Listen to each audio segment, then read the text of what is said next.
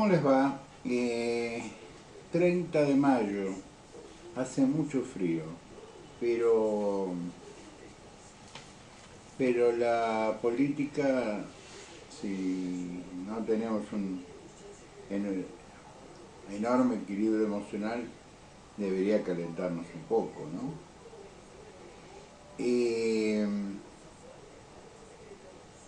Vamos por orden. El procurador general de la Corte, cuya opinión no es vinculante, pero es una opinión importante, declaró inconstitucional la participación de Sergio Uñac en las elecciones de la provincia de San Juan. Así yo diría que, como dicen algunos juristas, el juez, el Supremo, que es procurador,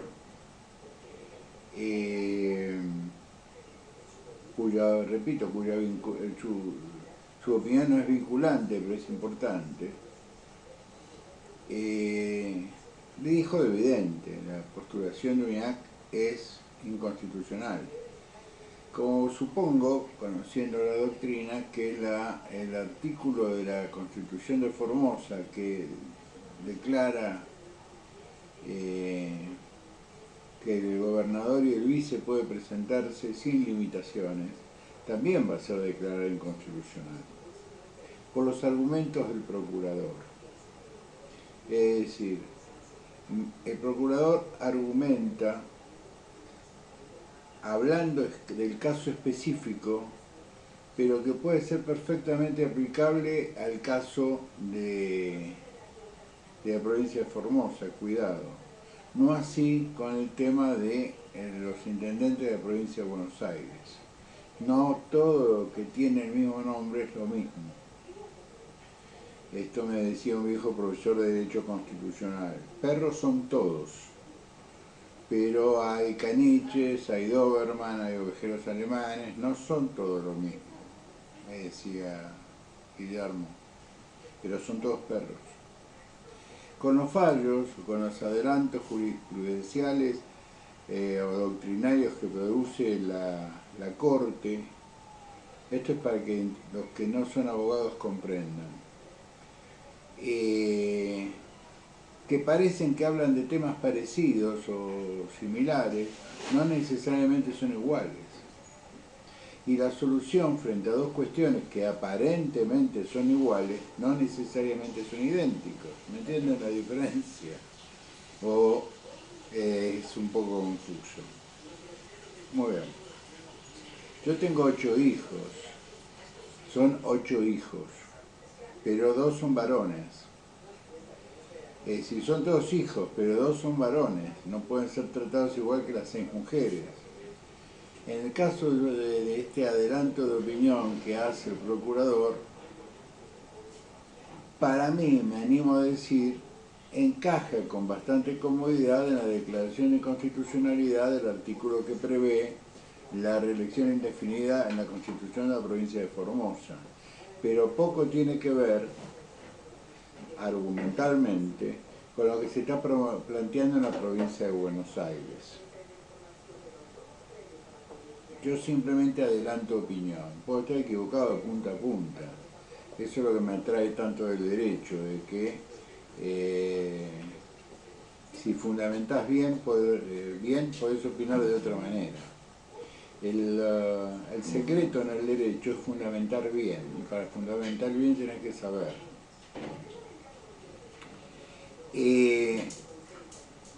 Larreta, que ya esconde, no es que esconde ya, el conde Horacio Rodríguez Larreta, conde de la ciudad de Buenos Aires, vizconde de los procesos inmobiliarios en el límite con la capital federal hacia el norte,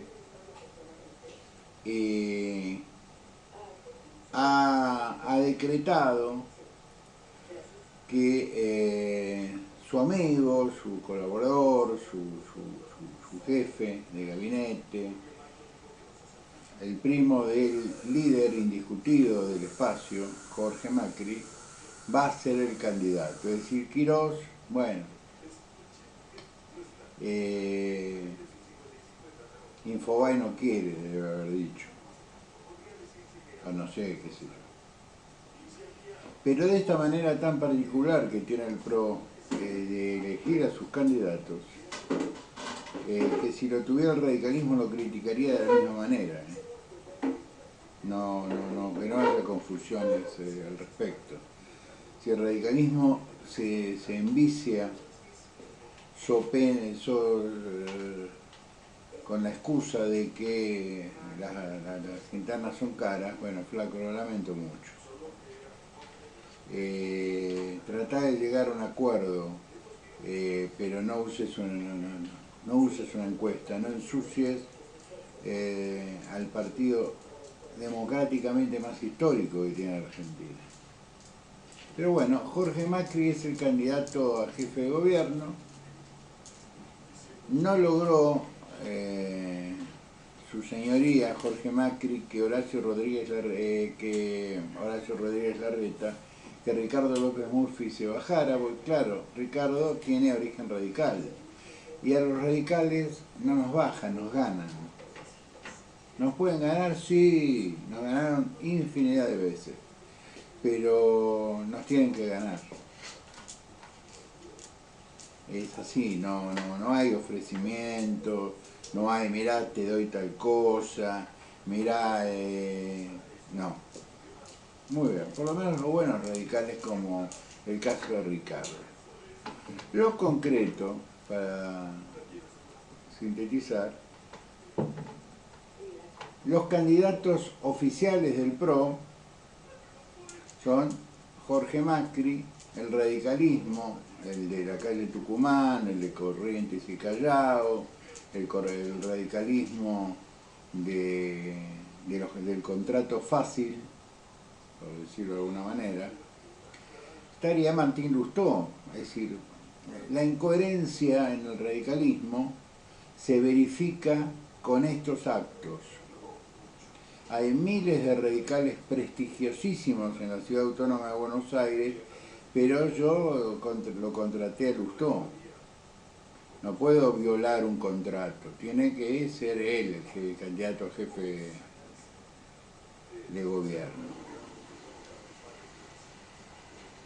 Ricardo López Murphy, que es un hombre del pensamiento liberal, pero de origen radical, no se olviden de llamar Ricardo Hipólito, quien fue su padrino, dice, no, mire, nos vemos en las PASO. Frase más radical, imposible. Nosotros decíamos, nos vemos en las urnas. Por lo tanto, va a haber una oferta por el centro liberal notablemente prestigiosa como la de Ricardo López Murphy. La señora Diana Mondino, que es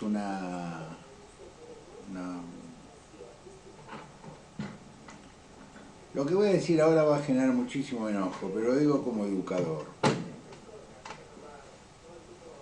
A partir de la década del 90, la Argentina empezó a asociarse por medio de convenios con una serie de universidades americanas, francesas, españolas, sobre todo españolas, con escuelas de negocios, etcétera, etcétera, etcétera, donde vos con pequeños cursos, que eran todos pagos, con pequeños cursos, con esto, con aquello, te ibas construyendo lo que yo llamaba una colección de cartones. ¿Ustedes vieron cuando entran a un estudio jurídico y ven las paredes llenas de cartones, es decir, de diplomas? Deténganse a leerlos. Pasa lo mismo con los médicos. No se ofendan ni los médicos ni los abogados. Yo estoy haciendo una descripción objetiva de los acontecimientos.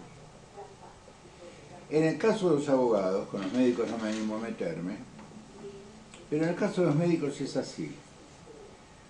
Attilio Alterini presenta un libro, si viviera, sobre interpretación de las reformas del Código Civil, una mirada. Siempre tenían esa frase. 3 tomos. A plata de hoy, ponerle 50.000 pesos. Esos 3 tomos se presentaban en un seminario que duraba, ponerle, una semana o un fin de semana intenso, que también costaba un centavo, ¿no? Un dinero. Vos podías hacer ambas cosas, comprar los 3 libros, como hacían los civilistas amigos míos, pero se evitaban ir al seminario donde les iba a explicar las bases del libro, de qué se trataba el libro. Pero había colegas que, aparte de llenar la biblioteca de libros, que a lo mejor en su vida han leído, pero es muy elegante tener un estudio lleno de libros, porque, digo, yo no puedo girar, pero si ustedes ven mi biblioteca, no van a ver 3 libros iguales. Yo un día voy a filmar mi biblioteca para que vean que no hay 3 libros iguales. Perdón, tenerlos de borda. ¿Cómo? Tenerlos de borda. Mis libros. Ah, pero son los de Borda que son de Ana, que sí son iguales. Hay un montón de libros de derecho que son de Ana, que sí son todo lo mismo. Si los leyó, no, nunca le pregunté y no me quiero pelear con ella. Pero lo que yo voy es a lo siguiente. Uno tiene libros porque le interesa. Por ejemplo, estoy ahora releyendo un libro de Póster, Foucault, el marxismo y la historia, que no habla bien del marxismo. Pero Póster es un historiador muy respetado. ¿Qué quiero decir con esto? Tener el despacho lleno de cartoncitos en cuadritos te dice que vos fuiste a un montón de congresos o fuiste a un montón de seminarios. Los congresos son lugares donde vos vas, te anotás, hay una mesa muy linda con chicas muy bonitas que te inscriben, que te dan un cartoncito, que te lo colgás, entrás y a los 10 minutos saliste. Si estás soltero, salís, pasás por la mesa y decís, ¿almorzás? ¿Vas a almorzar? La chica te mira y te dice, sí, ¿querés almorzar conmigo o estoy solo? Y por ahí el congreso está en Córdoba. ¿Entienden el concepto? Muchos colegas se quedan en el salón, toman notas, apuntes, graban. Son los que yo llamo los intensos. No es peyorativo, es descriptivo. ¿A qué viene todo esto? A mí no me corren con el título de fulano, estudió un seminario en Harvard, estudió en la Complutense de Madrid, porque eso lo haces por internet. Lo único que espera la Complutense de Madrid es que le llegue el giro. Nada más. Lamento decir esto, pero en una época había un banco famoso de una ciudad donde nació mi madre, en el norte de España, Santander, que tenía una organización académica que se dedicaba precisamente a esto. Vos ibas y te inscribías, ponías unos $, y dabas un seminario de 15 días en París 2 o en París 1, la Sorbonne.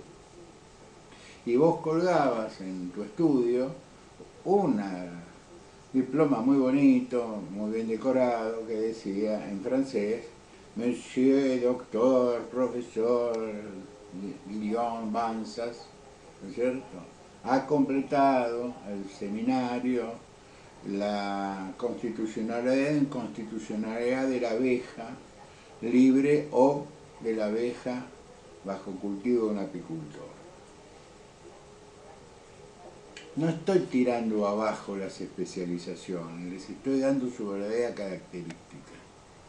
Una especialización en serio se hace en una universidad con una currícula en serio. y normalmente una especialización te lleva 2 o 3 años. Todo demás son cursos. ¿Sirven? No sé, son cursillos. Yo traté siempre de respetar mi tiempo y prefería comprar el libro que ir a perder el tiempo al Colegio Público de Abogados, etcétera, etcétera, etcétera. Al único seminario que participé, porque me invitó Daniel Sapsay y no me podía escapar, fue en San Isidro. Y la verdad no me arrepiento, porque fueron 2 días interesantísimos sobre medio ambiente, pero cuando me mandaron el certificado a mi casa, pusieron Banzas con S.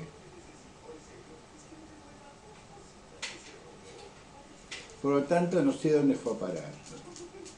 Yo no tengo colgado ni el título de grado, ni el posgrado, ni la especialidad. Siempre me pareció un poco cholulo eso. Pero eso es mi propio trauma, no es el trauma de la gente. ¿Por qué digo todo este introito tan largo? Diana Mondino, que es una señora, una economista que ha estado en América TV, donde si no, en Infobae, donde si no, será diputada por el Libertad Avanza. Entonces yo me puse a revisar los antecedentes académicos de quien dice ser una economista importante. Directora de UCEMA. UCEMA es el tanque intelectual de la derecha económica en la Argentina, fundada por el doctor Rodríguez. Simplemente hago una definición. Una universidad privada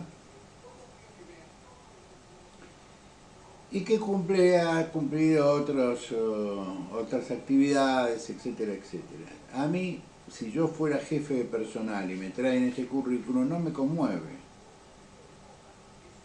no me llama la atención.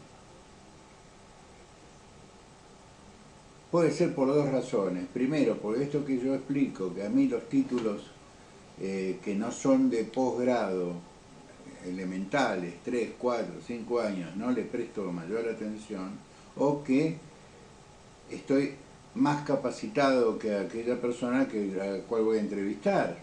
Eso se los dejo a ustedes. No es un acto de soberbia mía, simplemente una descripción. Pero a mí lo que me llama la atención, la felicito a la señora Diana Mondino, bienvenida a la política, es que ella quiere ser diputada nacional, pero su meta es insertar a Argentina en el mundo. Entonces yo diría, ¿no sería preferible que en vez de ser diputada nacional fuera candidata a canciller de Milei, o la presidencial de Milei está en duda? Porque si vos sos candidata a diputada de un grupo político, de un partido que va a salir tercero lejos, si no cuarto, pero ponele tercero lejos, porque si el peronismo va dividido, cuarto lejos. Va a integrar la Comisión de Relaciones Exteriores, va a integrar la Comisión de Legislación General, o puede integrar la Comisión de Economía, de Presupuesto y Hacienda. Otra cosa no va a participar la señora Mondino. Lamento decirlo. Pero como ella dice haber estudiado en Harvard, yo que trabajé 15 años en el Congreso, y a mí me llamó el Congreso en el año 84 por lo que yo sabía, no porque era un puntero.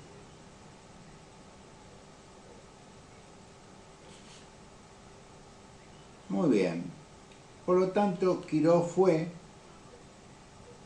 Lilita Carrió debería cumplir con su palabra, que dijo, si lo bajan a Quirós, yo pongo mi propio candidato a jefe de gobierno, hasta ahora, pero tiene tiempo. Ricardo López Murphy dijo, a mí no me bajan ni me suben, nos veremos en las PASO. Ricardo se va a llevar muchos votos por derecha. Cuidado, porque las últimas declaraciones de Milei y ahora a la señora Mondino por asociación son más filoperonistas, vienen a ser el resabio del menemismo.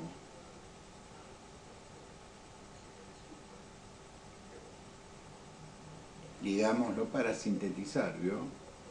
Vienen a ser arqueológicamente lo que fue el peronismo de Menem, que en términos políticos y económicos fue un fracaso rotundo.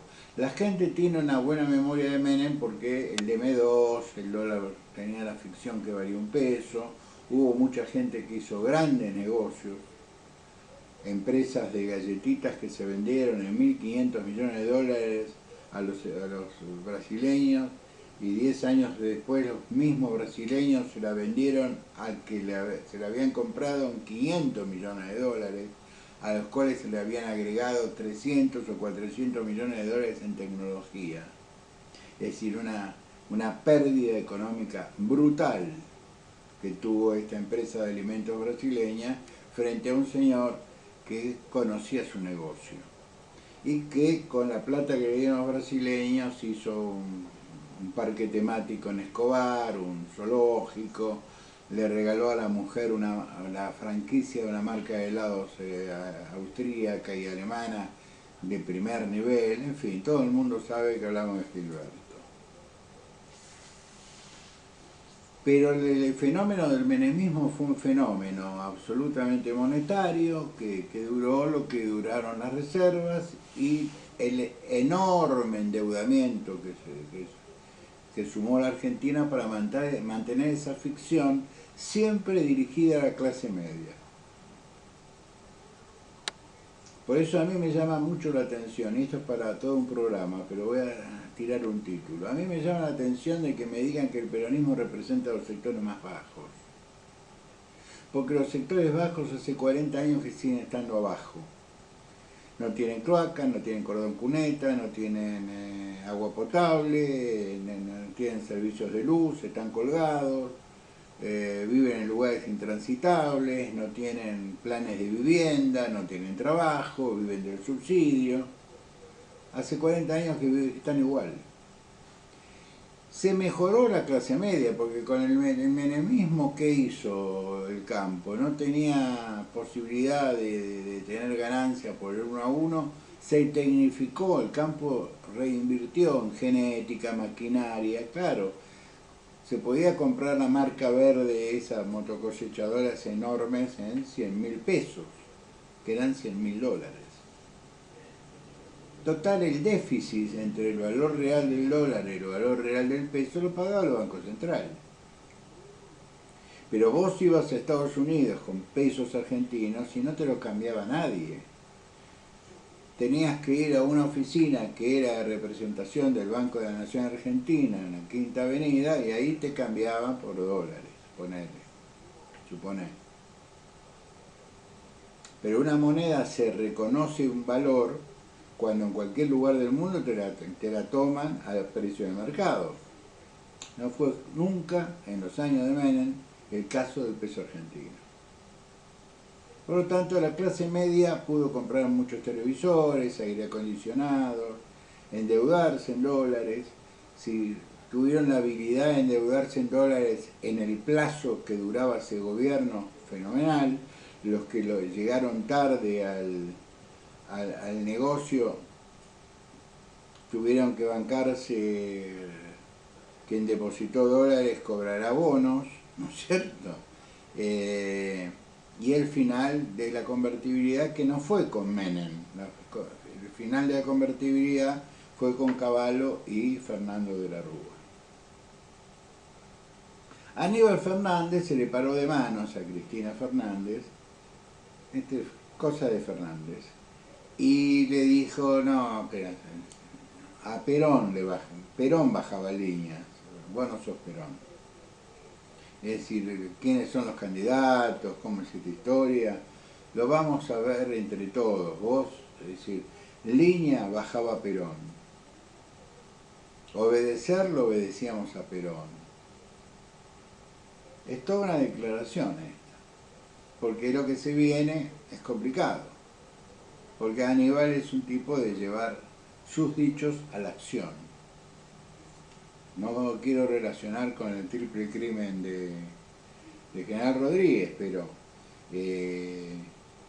Es un tipo con carácter, Aníbal.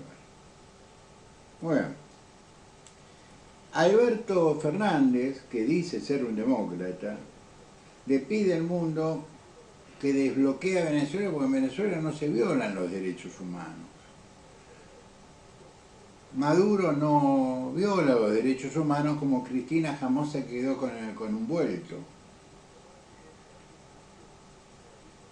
Y como es cierto que vos le alquilás el departamento al Visu. Todo eso es verdad. Venezuela no viola los derechos humanos, la Argentina no es un país gobernado por corruptos, los procesamientos que tiene Cristina Fernández de Kirchner encima de ella es una persecución de las autoridades de Krypton. Bueno,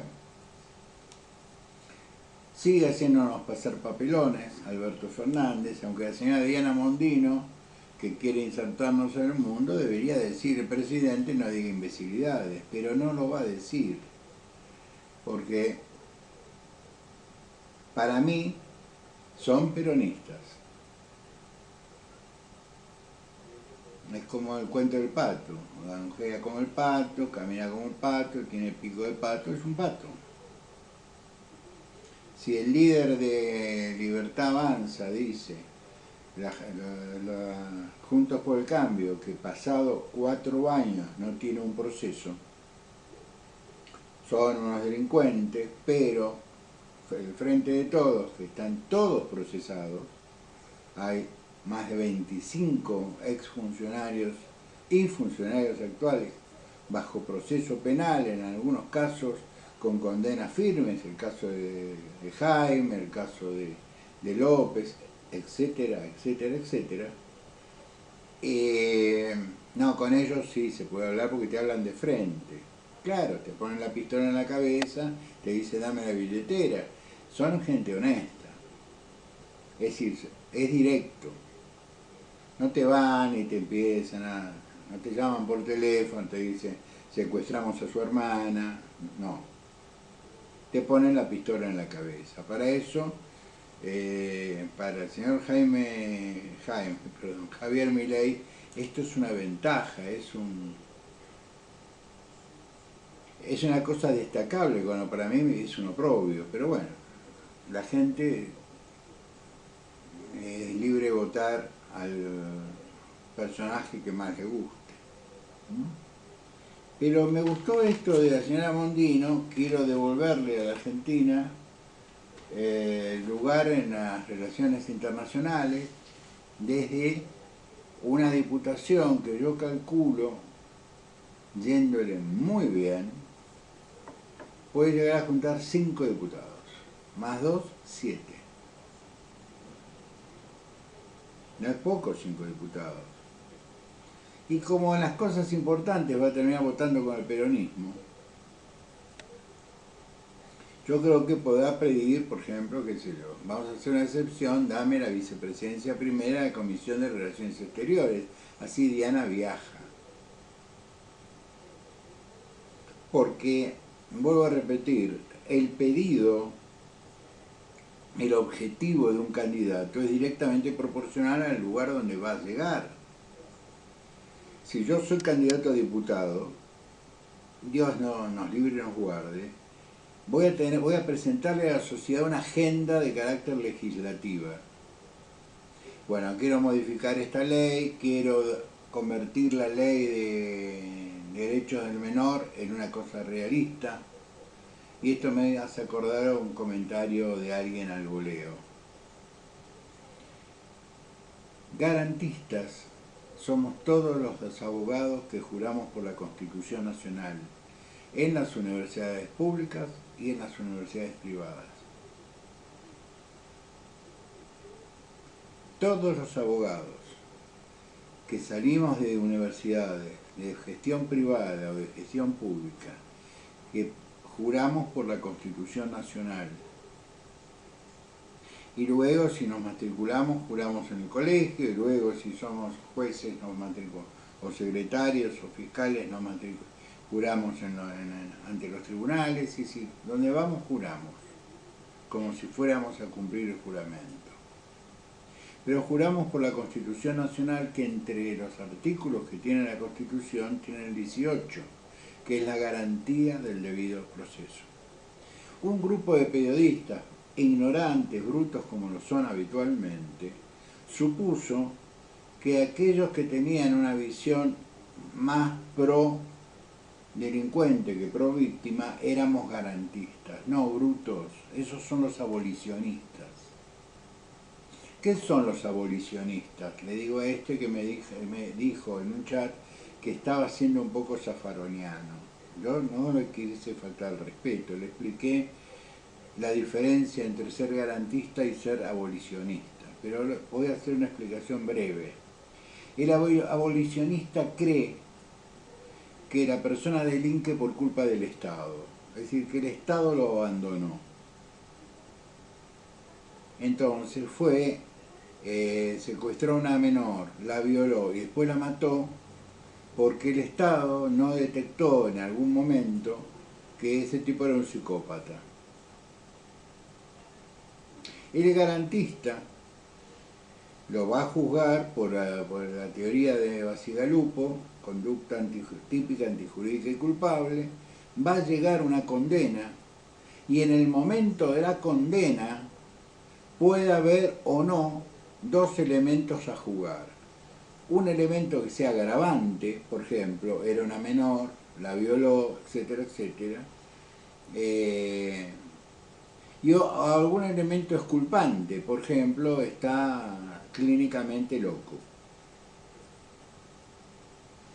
Es decir, hay agravantes y exculpantes. Es decir, hay agravantes cuando se agrava la pena porque la conducta va más allá del tipo y ciertas medidas de carácter más general, menos estrictas, menos gravosas, porque hay algún argumento que explica que esta conducta no estuvo ligada a la realidad. Es decir, el tipo es un psicópata, pero no es que queda libre, va a un centro penitenciario para locos. ¿Me entienden?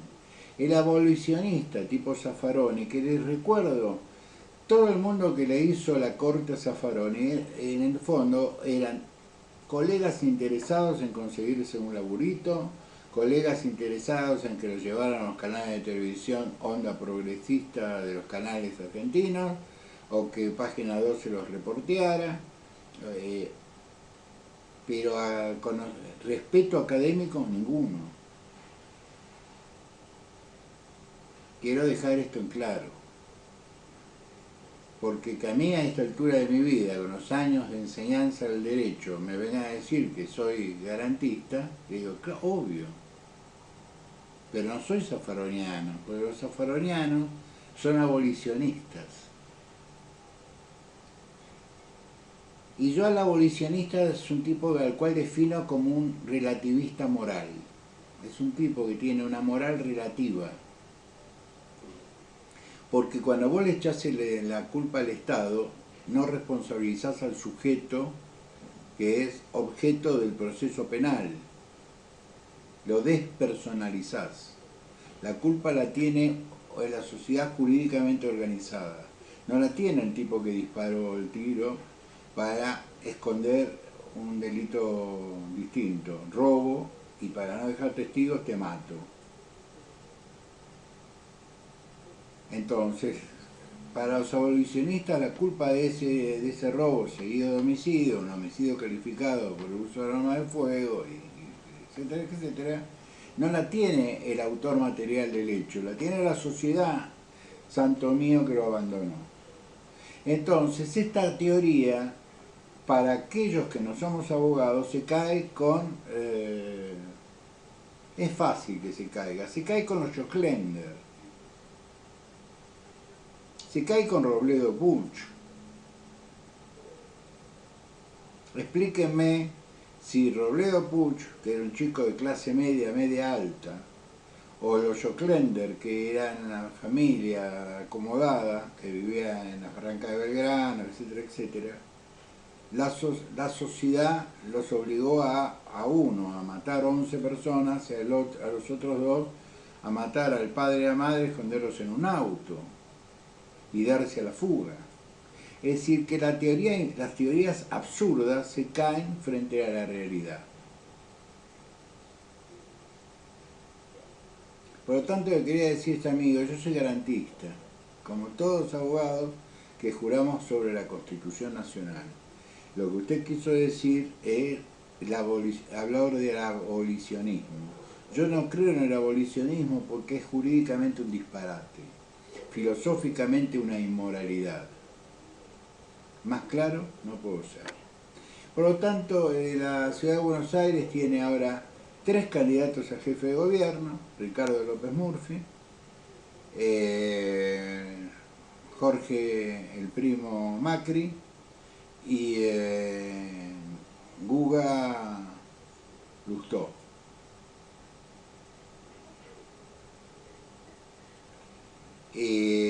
Uñac no va a ser candidato a gobernador, casi con seguridad.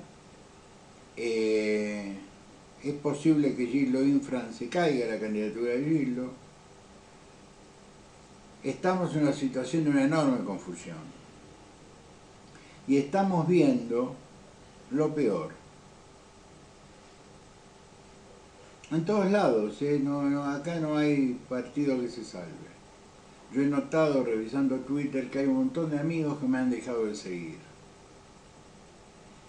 Seguramente por mis opiniones, sobre todo gente del periodismo. Yo les tengo que recordar a esos amigos que yo me crié en la redacción y para mí el periodismo nunca fue un trabajo. Mi trabajo era el derecho, mi pasión era el periodismo, entonces tengo una visión, si se quiere, hasta romántica del periodismo. Lo que pasa que es difícil comprarme a mí porque no estoy en venta. Nos vemos mañana, sean buenos, pórtense bien, gracias.